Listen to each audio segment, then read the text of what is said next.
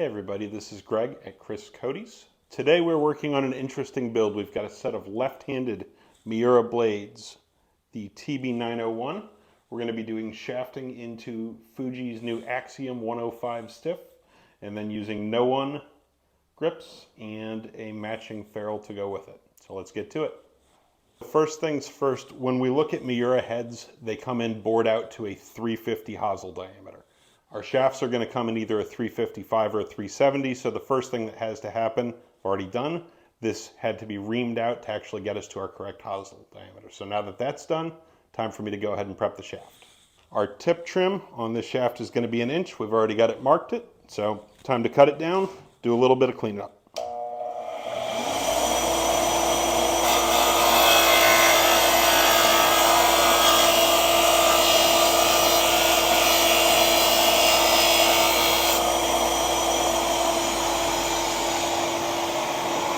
Now that we're clean, we have to abrade the shaft so that we can make sure that our epoxy sticks and our epoxy bond is good and healthy inside the head.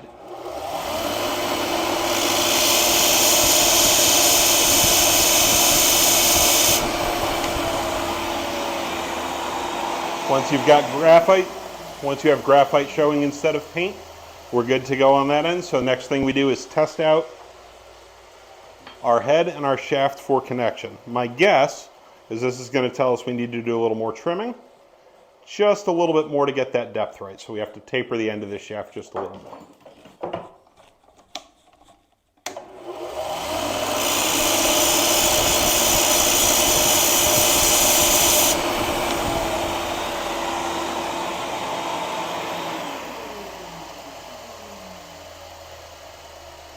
Now that we're seated into a full depth, now I can worry about going ahead and installing our ferrule, getting ready to set this thing for length, and then we can worry about swing weighting or working off of MOI to do our build.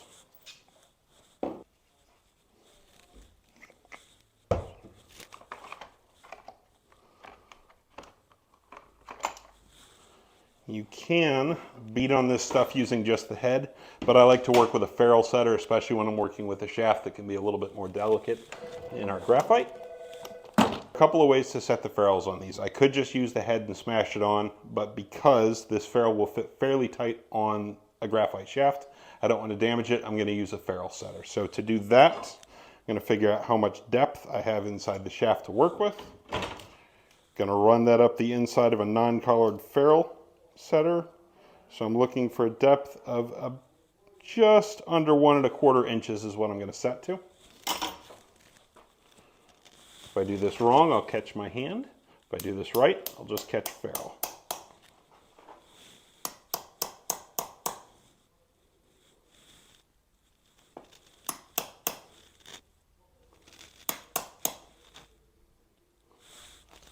Should be just shy of our 1 1/4. I'll set it the rest of the way with the head itself.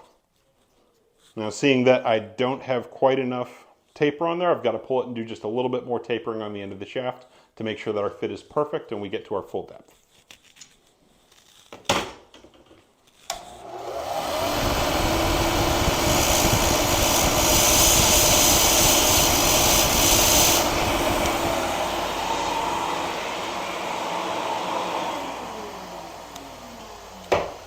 Our fit is now tight. I can go ahead and finish out our full finish. I'm going to wait on that until I know exactly what I have to do with tip weighting so I can get this build exactly right for our customer. We are building this set using an MOI build method. So the first thing that I have to do once I'm this far is I have to set this shaft and get it cut to its length. So our number is going to be 36 1/4. Ungripped. So next I cut the shaft, and then we can go about going ahead and getting the weights right.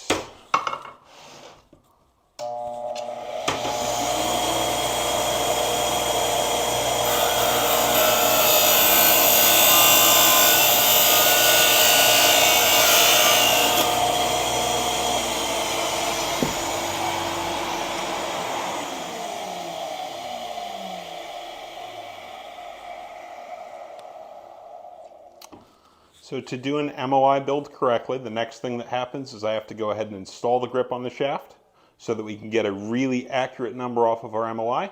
That will let me figure out the tip weighting so that we can get the build all the way correct for a customer. To get the grip on this, and this gentleman's going to be logo down, to match that up, I'm just going to put the shaft graphics up and match those in with what I've got to do on the grip itself.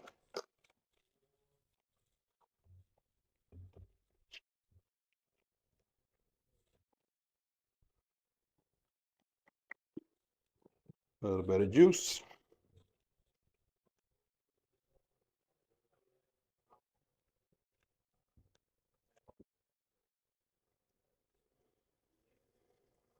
And that ought to just about take care of the grip work.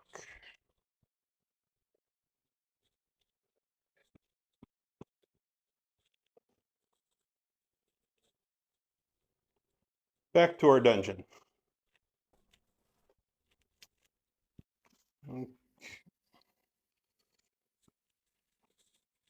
Just checking for our length.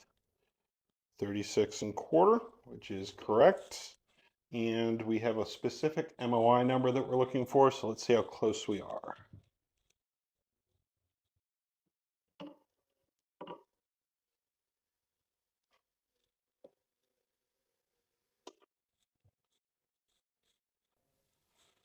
$27.45, so we're 15 low. Gonna need a little bit of extra. I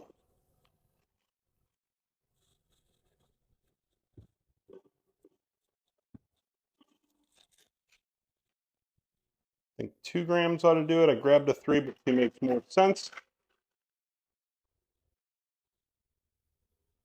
With that 2 gram installed, we'll run the MOI one more time, make sure that we're right on our dry fit.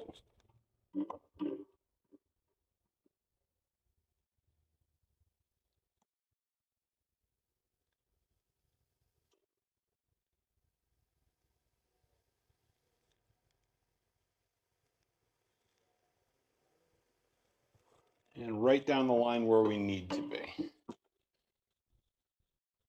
Okay, so as we look at this, you can see that adding in the tip weight changes our hosel depth just a little bit. So to combat that, we're going to trim just a blade width off the end of the shaft so that everything fits right. Again, our builds will work out so their MOIs, swing weights, work exactly the way that they're supposed to.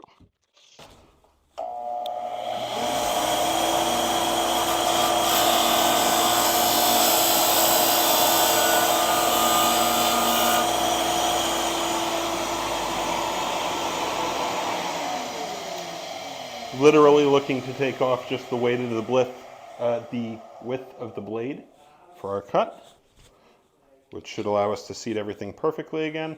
That'll run right back into the MOIs. For those of you who are swing weight people and just can't stand not to know, it would swing weight out to an E1, but our MOI is exactly what our customer needs for his build, so this is what we're going to go with.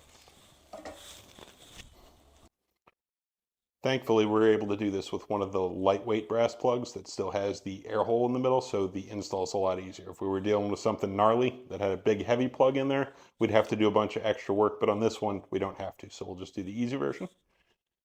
Clean ourselves up and go.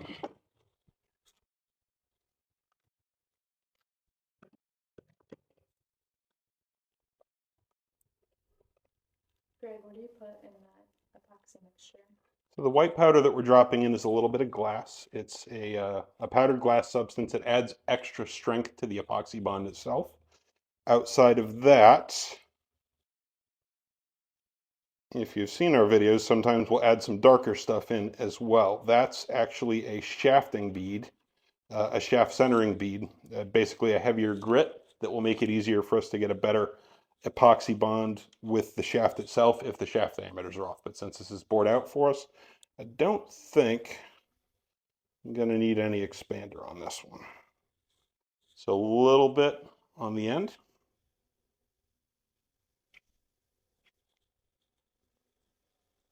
Dip our shaft just to make sure that we've got good coverage going down. Most of our epoxy work will go into the shaft itself. So I'm just going to roll the epoxy in, Make sure that we've got full coverage all the way around the shaft. If this fit is as good as I think it's going to be, I won't need to go back and do anything else. So what we're listening for here is this little burp noise. Got a little one there, not much because of the hole in the middle of that plug. We clean our leftover epoxy off the hosel. I'm going to worry now about getting my alignment correct. So this shaft graphics typically don't go with the face, they go on the other side, so we're not seeing those. And with this particular shaft, Fuji has a design right on the front where it's designed to go towards the club face, so it really helps us with alignment on this. Just want to get their shaft artwork so it is exactly where it's supposed to be on that, lined up with the leading edge.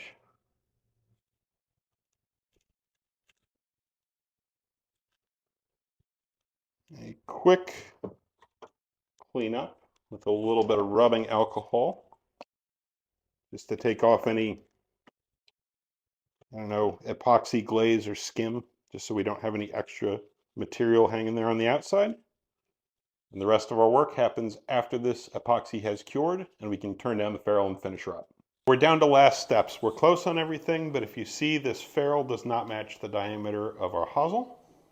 So I'm going to turn it down using a linen turning belt. I'm going to finish it up with a little acetone wipe, and then she will be ready for pictures.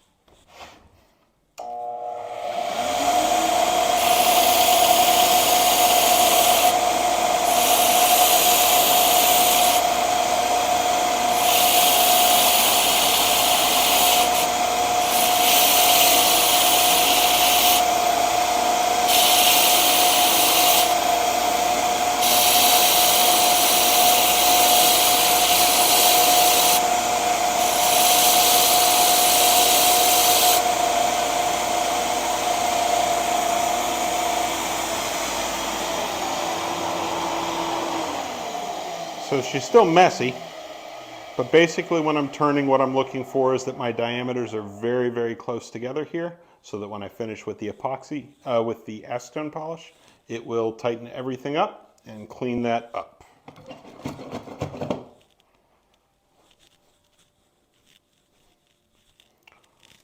A little quick spin. Our debris is gone. We're clean and shiny. Everything matches up just like it should. There you have a delightful left-handed Miura pitching wedge with an Axiom 105 shaft and a no-one grip.